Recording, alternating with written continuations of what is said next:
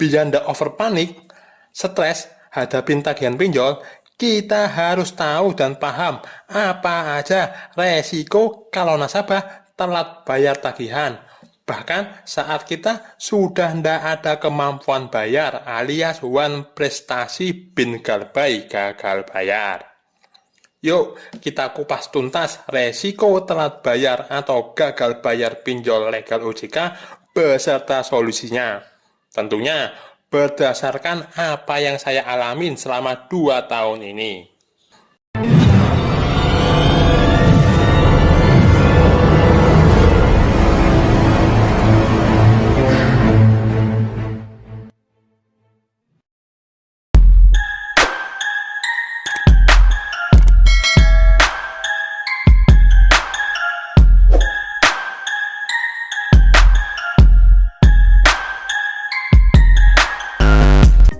Salam, bajul gama lama, bantai pinjol nggak pakai lama. Apa kabar sobat bajul yang baru saja ngerasain sensasi makan tak sedap, tidur pun tak nyenyak karena tagihan pinjol sudah jatuh tempo. Bahkan ada tanda-tanda galbay alias gagal bayar. Cukup lama rasanya saya ndak sapa sobat bajul di sini, ndak update sharing pengalaman pribadi bagaimana menyikapi dan mengatasi permasalahan gagal bayar di dunia perpinjolan nasional, baik yang legal maupun yang ilegal.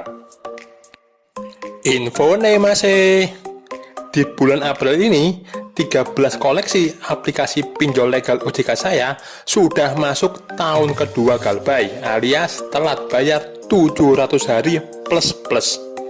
Lah kok bangga? Punya hutang pinjol kok bangga? Yo enggak tak lama sih, cuman saya ingin sharing. Ternyata kita bisa kok bersahabat dengan keadaan, bisa kok bersahabat dengan masalah yang ada, termasuk pinjol. Alhamdulillah masih bisa berpikir sehat dalam menyikapi dan memanage masalah, masih bisa berpikir logis, berpikir skala prioritas. Prioritasin penuhin kebutuhan dasar keluarga daripada mikirin pinjol yang tidak ada habisnya. Punya tagihan satu aplikasi pinjol aja, ini HP tidak berhenti bunyi, tilat-tilut terus, mulai dari SMS, WA, sampai panggilan telepon silih berganti tanpa henti. Mulai penagihan level santuy sampai penagihan level kebun binatang. Semua penghuni kebun binatang keluar semua dari mulut si DC. Apalagi kalau punya belasan sampai puluhan aplikasi pinjol, opo gak tambah nangis dirimu? Nah, kebanyakan nasabah nih karena saking panik dan takutnya sama stigma penagihan DC pinjol yang kasar, nasabah sampai rela cari-cari utangan baru, gadai barang, bahkan sampai jual perhiasan. Apalagi kalau DC sudah ngancem bakal nelpon ke tempat kerja. Bayangannya nih, setelah DC telepon di kantor, ndak lama bakal disuruh resign atau dipecat sama atasan. Biar ndak over panik, stres, hadapin tagihan pinjol, kita harus tahu dan paham apa aja resiko kalau nasabah telat bayar tagihan. Bahkan saat kita sudah tidak ada kemampuan bayar alias one prestasi bin galbay gagal bayar. Yuk kita kupas tuntas resiko telat bayar atau gagal bayar pinjol legal OJK beserta solusinya. Tentunya berdasarkan apa yang saya alamin selama 2 tahun ini. Resiko pertama saat nasabah telat bayar. Yo pasti talah, HP-mu bakal rame, tilat-tilut, baik SMS, WA maupun panggilan telepon. Saran saya nih, respon aja, angkat telepon DC, balas chat WA DC.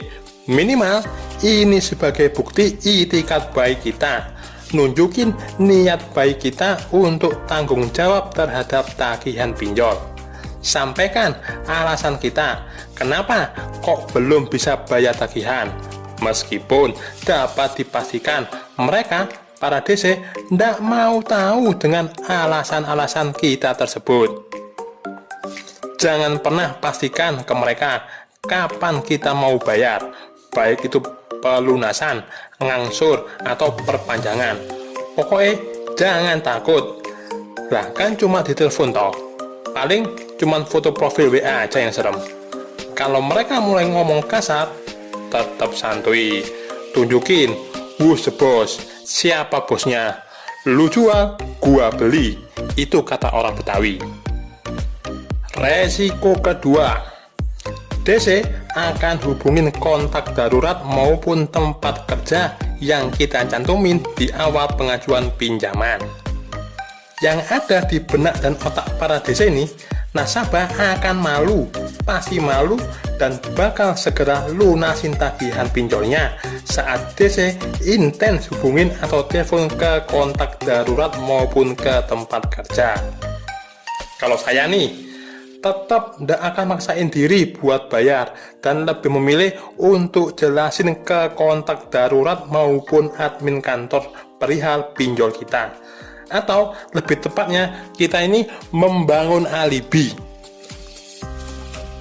Untuk kontak darurat yang biasanya orang-orang terdekat kita, kayak orang tua, istri, saudara, teman kerja, saya akan jelasin ke mereka kenapa saya bisa berurusan dengan pinjol.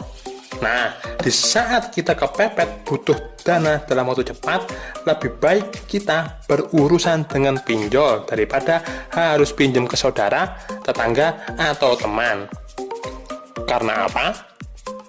Di saat kita pinjam ke saudara, tetangga, atau teman, pas jatuh tempo, waktunya balikin duit, pas kita belum ada dana, belum bisa balikin, yang ada malah jadi masalah baru, bahkan bisa mutusin silaturahmi. Ya mending berurusan sama pinjol toh, cuman dimusuhin atau putus silaturahmi sama si DC. Paling cuman di blacklist aja, nggak bisa minjol lagi.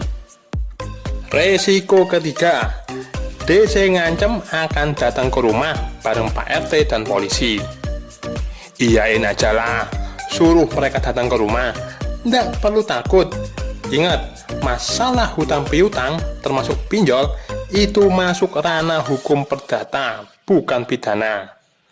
Jadi polisi nggak akan berurusan sama hal seperti ini, kecuali di sana ada unsur pidana dalam kegiatan perpinjolan, misalnya memasukkan dokumen negara kayak KTP, NPWP, KK, buku nikah, dan sebagainya. Nyantai, DC pinjol legal OJK tidak akan bersikap kasar di rumah nasabah, apalagi sampai main sita barang atau melakukan aniaya terhadap nasabah.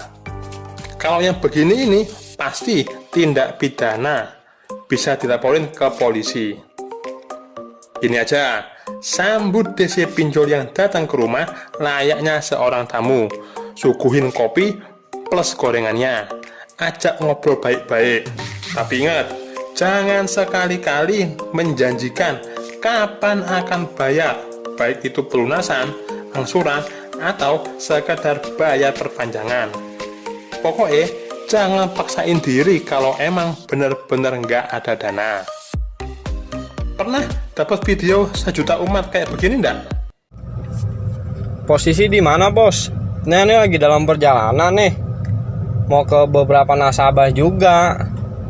Nah, ente mau bayarin transfer apa mau aneh sekalian jemput aja dananya? Kalau mau dijemput Sherlock aja ya. Ya, kau tunggu ya di rumah. Ini dokumen kau kita bawa semua ya ke rumah kau nih. Kau lihat nih. Nah, hampir semua DC pakai video beginian. Tantangin balik aja. Oke deh, saya tungguin di rumah ya. Resiko keempat. Resiko yang paling nyata kalau kita telat bayar atau gagal bayar lebih dari 90 hari, ya data kita masuk ke Bustafil yang kemudian akan masuk blacklist OJK. Imbasnya apa? ya kita sudah tidak bisa lagi ajuin pinjaman di lembaga keuangan manapun, baik bank konvensional maupun pinjaman online. Itu artinya kita disuruh berhenti ngeriba, disuruh nabung untuk beli apa-apa serba cash, tidak maksain diri ikutin gaya hidup BPJS, budget pas-pasan, jiwa sosialita. Bagi kalian yang tidak mau di blacklist Slick OJK gara-gara pinjol, kalian bisa kok ajuin restrukturisasi atau negosiasi hutang. Untuk pembahasan bagaimana cara kita negosiasi hutang pinjol akan saya bahas di konten berikutnya ya. Salam bajul gama lama, bantai pinjol nggak pakai lama.